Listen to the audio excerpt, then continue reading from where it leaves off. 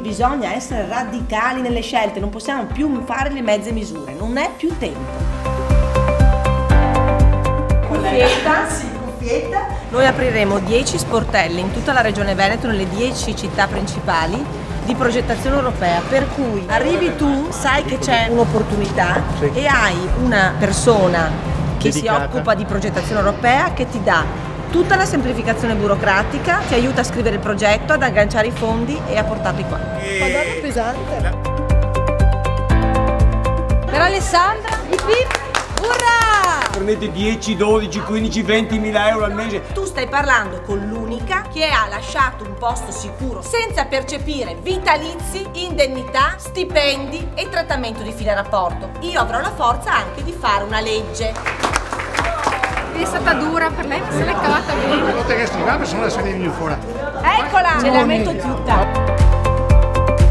Guardate che l'unico modo per far riprendere il paese è il lavoro la prima forma di emancipazione sociale. Percepisce 4.300 euro al mese di benefici. Porca miseria. Io spero che il mio impegno e anche il fatto che ho detto che la prima cosa che faccio è tagliare dal mio stipendio, ho firmato io. Ieri, Ho sentito. Collegamenti internet. Banda larga.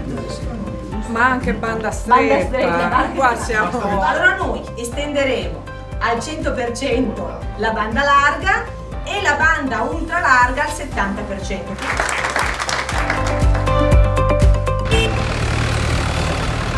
Come va? Beh, non c'è male. Stupendo. Sai che non c'ero mai stata io qua? Io sono il più grande produttore di giuggiole di tutto il mondo. Ma dai, basta alla cementificazione in ogni caso, perché il nostro è stato un territorio che ha patito molto negli ultimi 15 anni, una cementificazione molto diffusa.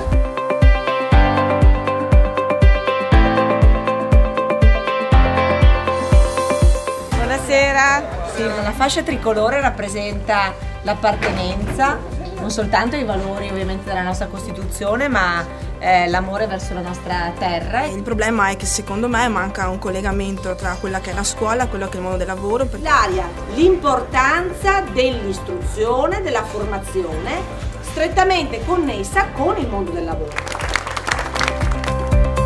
Che noi vincere oggi non è solo possibile, ma è un dovere. Ma non ce la facciamo da soli.